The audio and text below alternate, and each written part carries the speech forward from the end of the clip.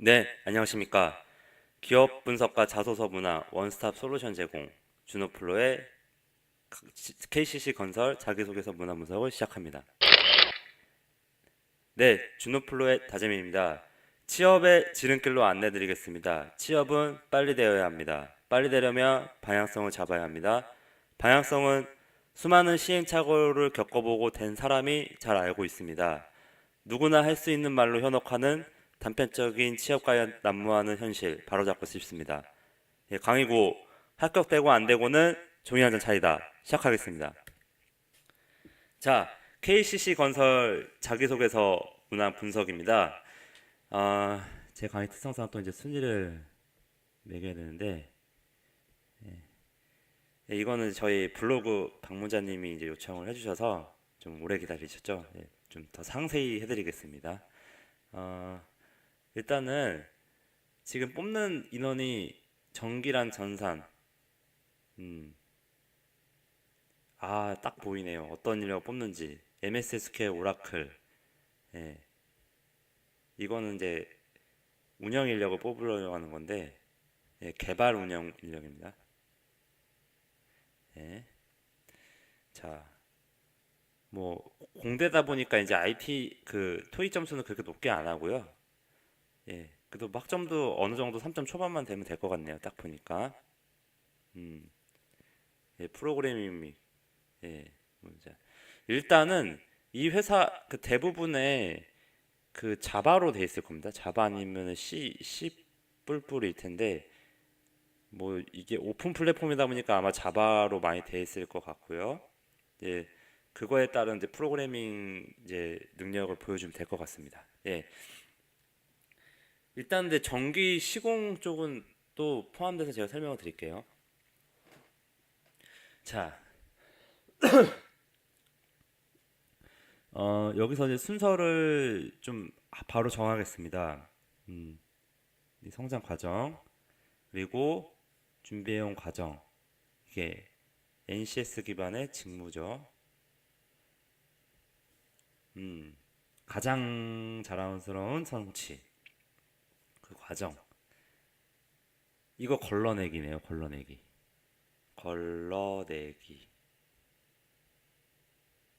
살아오면서 부딪힌 가장 큰 장애물과 길었던 노력을 결과했을 실패 경험입니다. 큰 장애물의 실패 경험 입사 후 미래 지원 동기가 없죠? 예, 그건 뭘까요? 이제 너무 뻔한 거예요. 전형 동기가. 그래서 이제 이런 기업들에서는 중요한 게 나왔네요. 4번이 제일 중요한 겁니다. 4번 하고요. 그 다음에 직무, 그 다음에 입사 후 미래, 그 다음에 성장 과정, 가치관, 그 다음 뭐예요? 네, 이건 걸러내기. 이거, 잠시만요. 이건 걸러내기인데, 이거, 죄송합니다. 이거, 예, 그 그거예요. 그러니까 자소서 하도 많으니까 가장 자랑스러운 성취를 썼던, 예, 대부분 자랑스러운 성취라고 하면은 진짜로 가장 자랑스러운 성취를 써야 되는데 대부분 어떻게 쓰냐?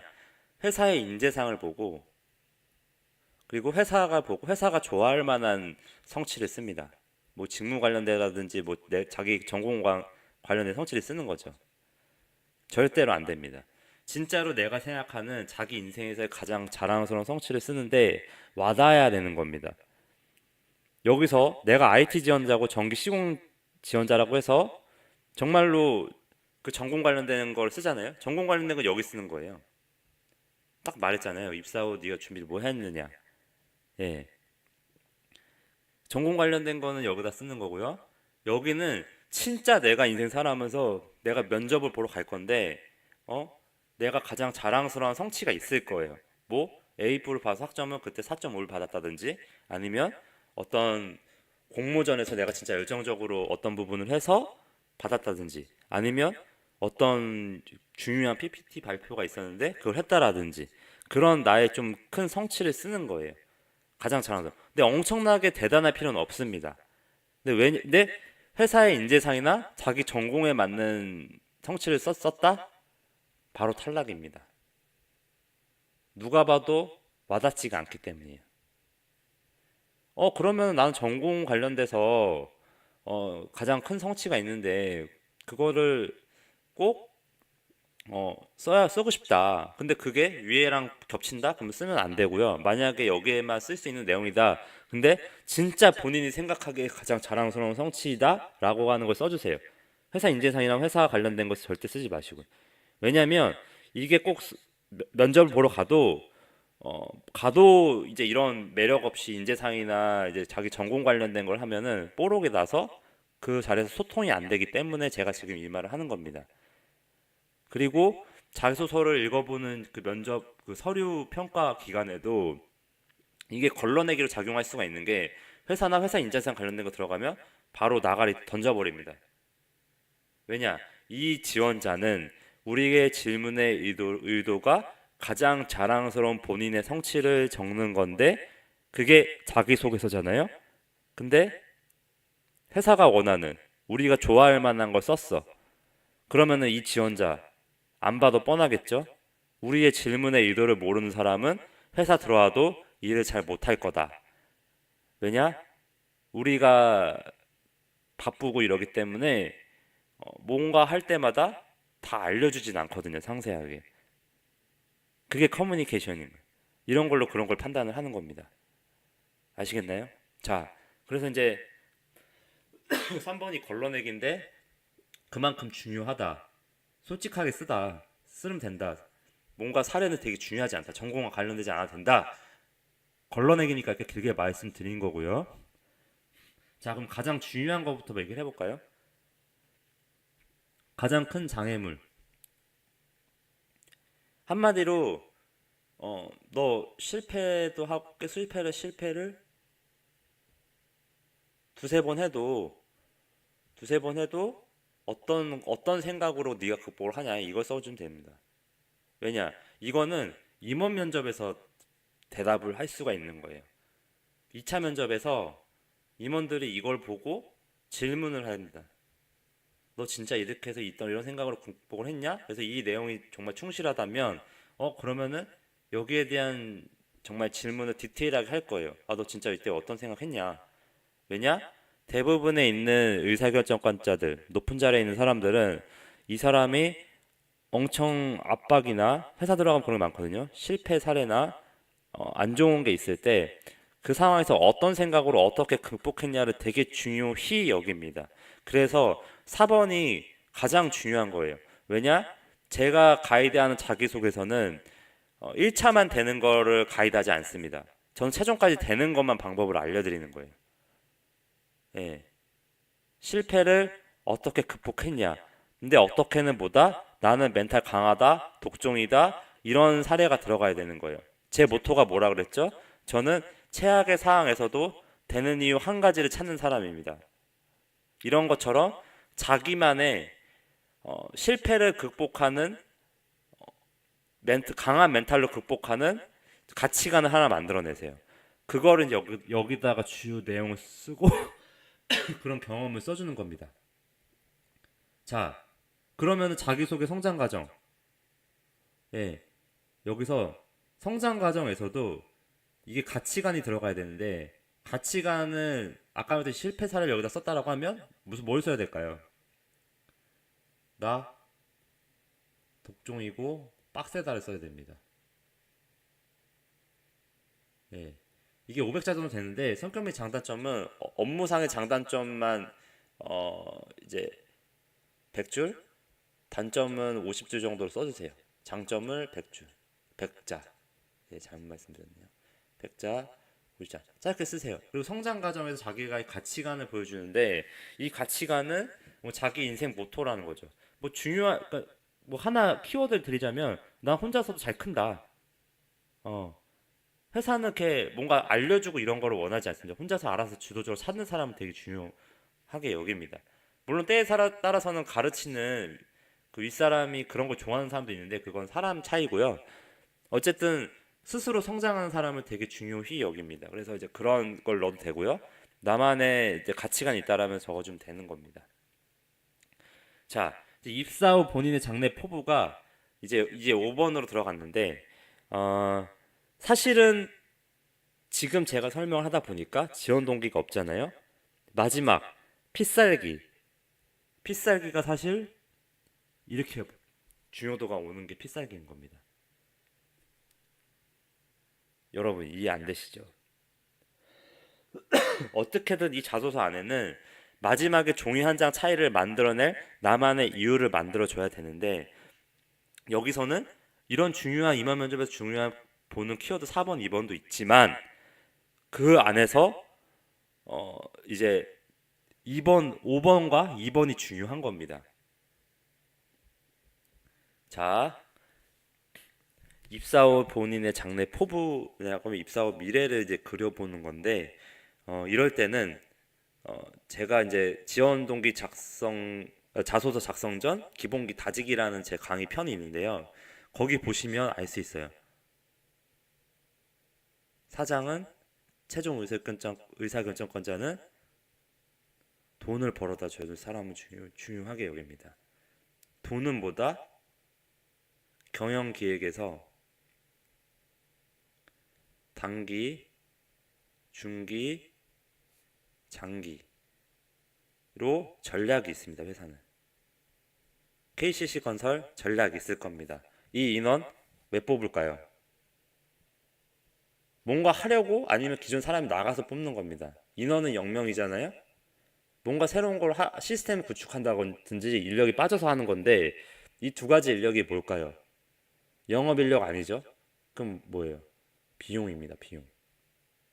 비용을 내고 그만큼 뽑아 먹으려고 하는 겁니다. 전산이 전형적인 비용이죠. 예. 그러면 내가 비용이 아니다라는 걸 보여줘야 되는 거예요. 이 2번하고 5번에서는. 회사 측면에서는 두 가지 직무가 둘 다 비용이거든요. 근데 나는 돈을 벌어다 줄 사람이다라는 걸 보여주는 게 2번, 5번인 거예요. 2번은 그런 가능성을 보여주는 거고요. 5번은 장래 포부를 기술하라는 건데, 자, 이제 이런 거는 이제 구글에서 KCC 차세대라는 키워드를 한번 검색을 한번 해보세요.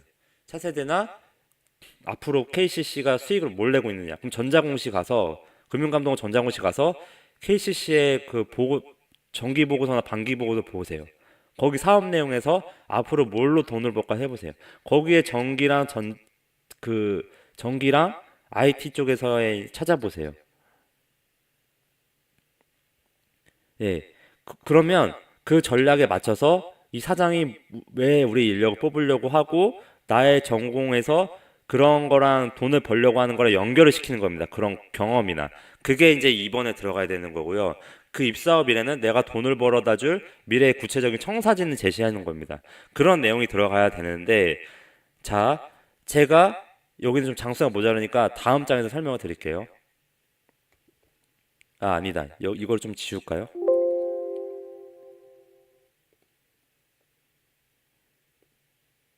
아, 이게. 이 부분 못 지우나? 예, 안 지워지네요. 예, 잠깐만, 조금만 기다리세요. 이걸로. 예,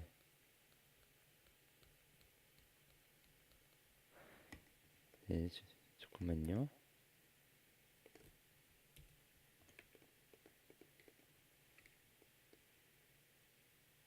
아, 이럴 수가.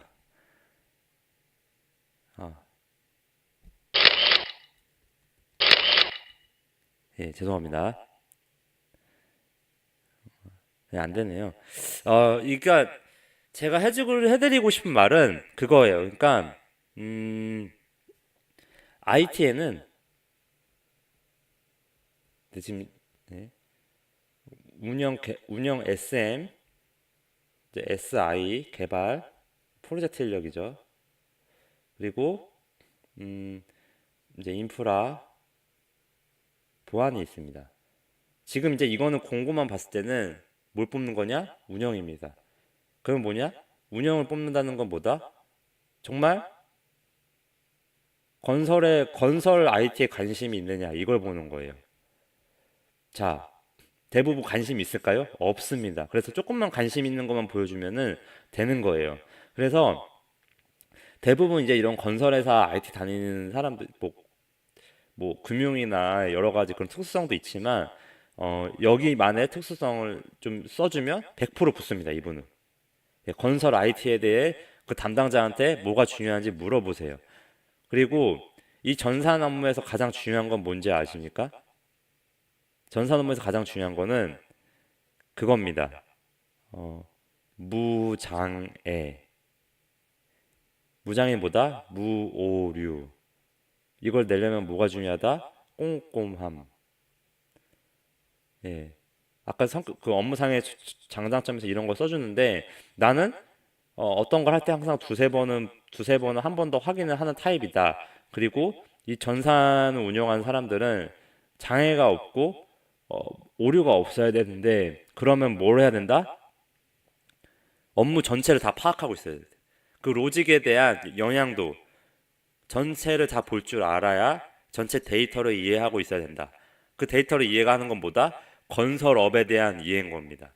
그게 전산 담당자가 가져야 될 그, 어, 이제 방향성입니다. 그래서 전기도 똑같아요. 이제 모든 업무라는 게 다 그런 건데 특히 제가 이제 전산 쪽에서 잘 알고 있기 때문에 말씀드리는 거는 어, 그럼 나는 건설 IT도 잘 알고 있다라고 한다고 하면 건설 IT랑 그 회사의 그 오너가 돈을 벌려고 하는 그 가치관, 방향성에 대해 이해를 하려면 전산으로 전산의 역할이 되게 중요한 거예요. 건설 산업에서.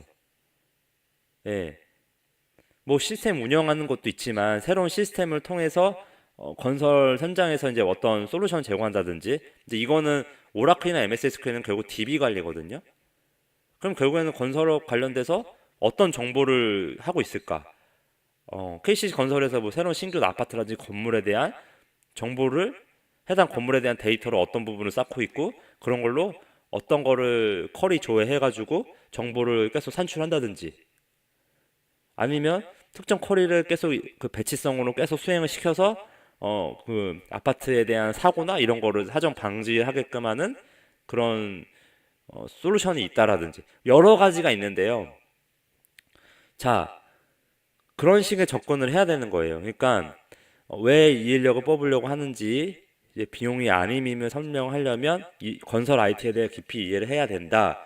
자, 그리고 제가 지금 왜 이야기가 길어지냐면 이런 이제 건설 산업의 어, 그 이해도를 좀 더 설명을 드릴게요. 하다 보니까 좀 강의가 길어지는데 전기든 컴퓨터 전산 지원하는 분들이든 이거를 꼭 기억하세요. 건설업은요. 건설업은 어, 국내 그 내수가 있고요. 국내가 있고 해외가 있습니다. 예. 국내 메이저 회사들은 해, 국내 메이저 건설사들은 해외 진출을 많이 했어요. KCC 건설도 어느 정도 어, 괜찮은 회사인 걸로 알고 있어요. 근데 해외 진출은 뭐 대우건설이나 일반적인 메이저 큰 건설사에 비해서는 많지는 않은 걸로 알고 있습니다. 그러면 뭘까요? 국내 시장에서의 그 포션이 매출 구조가 크다는 건데 이것도 한번 확인해 보세요. 그리고 아마 무슨 건자재인가? 건설 자재에서만 매출 구조가 있을 건데 그런 거는 그 원료가 되는 해외에서 아마 가져온다라고 하면 거기에 영향을 많이 받습니다. 자, 본질을 보세요. 미국에 셰일가스가 생기고 나서 석유 가격이 떨어졌습니다. 그 말은 즉슨 미국의 셰일가스를 통해서 이제 석유를 대체할 수 있다는 건데 그 석유가 만약에 이런 원자재에 그 조금 영향을 미친다고 하면은 석유 가격이 떨어짐으로 인해서 당연히 이 건설 쪽에 그 원자재 가격이 떨어졌을 거고 KCC 건설은 매출이 올랐을 수도 있습니다. 허나 셰일가스로 인해서 미국이 강대해졌고 미국이 그만큼 돈을 많이 벌게 됐고 미국 경제가 살아나면서 미국의 건설이나 이런 게 많아졌어요. 그러면 상대적으로 뭘까요? 국내 건설사들이 해외에 진출할 수주를 요소가 많아진 겁니다. 근데 반대로 중동은 석유 가격이 떨어졌기 때문에 건설 산업이 퇴보해서 중동의 수주를 많이 받고 있는 건설사들은 힘들어지는 거예요. 근데 대부분의 그 미국이나 이런 데는 건설 산업이 자급자족하기 때문에 중동이나 이런 대형 수주를 많이 받는 국내 건설사들은 힘들어질 수밖에 없습니다. 석유 가격이 떨어짐으로 인해서. 자, 그러면 석유 가격이 떨어짐으로 인해서 그 해외 대우건설이나 현대건설이든 해외 그 사우디의 중동이나 사우디에 진출을 많이 했던 건설사들은 수주가 떨어지니까 당장에 사람을 자를 수는 없고 나라의 정치적인 상황 때문에 그래서 국내 시장이 포화가 되는 겁니다. 그리고 국가에서는 일자리를 계속 유지하기 위해서 국내의 아파트를 규제를 풀어줘서 아파트를 막 짓게끔 하는 겁니다. 자, 연결되셨나요? 석유 가격이 떨어짐으로 인해서 국내 건설 시장에 포화가 되고 경쟁이 치열해지고요. 그 안에서의 KCC 건설이 국내 건설에 대한 수주가 많다라고 하면 국내에서의 수익성이 떨어지는 겁니다. 여기까지 연결되셨나요? 자, 그럼으로 인해서 국내 시장에 그 부동산을 버블을 시키고 왜 건물이 많이 생기고 그만큼 사람들이 대출을 많이 끼게 해서 일반 서민들한테 그걸 전가시키는 겁니다. 어떻게? 국가가 정책적으로 금리를 낮춰가지고. 그게 여태까지 저희 그 건설 산업의 그 흐름인데요. 제가 왜 이 이야기를 했냐면 이 안에서도 KCC 건설만의 살아남는 방식이 있을 겁니다. 매출 구조를 보세요. 수익성을 보세요. 제가 앞으로는 기업 분석을 점점 디테일하게 할 건데요. 그 전자공시에서 그 회사에 대한 그 저걸 알게 되면은 매출 구조나 정확하게 어디서 돈을 벌고 있고 전략적으로 앞으로 어디서 돈을 벌 건가가 2번이랑 5번에 들어가 있잖아요. 그러면은 최종 면접에서 종이 한 장 차이로 다른 사람들 다 발라버릴 수가 있습니다. 그 내용이 들어가는 순간에. 그거 얘기하려고 지금 계속 이 얘기 한 거예요. 저는 100% 맞는 솔루션만 제공하고요. 이런 거 종이 한 장 차이가 이런 공대생들이 지원했을 때 최종 확보를 합니다. 그래서 매출 구조 정확하게 분석하고 그 회사가 어떤 걸로 돈을 벌고 있는지까지 접근해서 자기소개서를 써야 되는 겁니다. 됐나요? 더 이상 얘기하지 않겠습니다. 이렇게 꼭 쓰세요. 그래야 최종에서 내 페이스대로 면접 질문이 들어오고 임원들이 이 자식 뭐지? 하고 하면서 계속 질문합니다. 그게 정확하게 되는 방법입니다. 네, 이거 보시고 이거 보시면 됩니다. 네, 이거 좀 그리고 이제 저희 블로그 콩콩남님 예, 자주 요청 감사합니다. 또 다른 것도 요청해 주시고 주변에 구독 시청도 많이 해주세요. 이렇게 해주시면 제가 나중에 첨삭도 해드릴 수 있습니다. 네, 이상 강의를 마치겠습니다.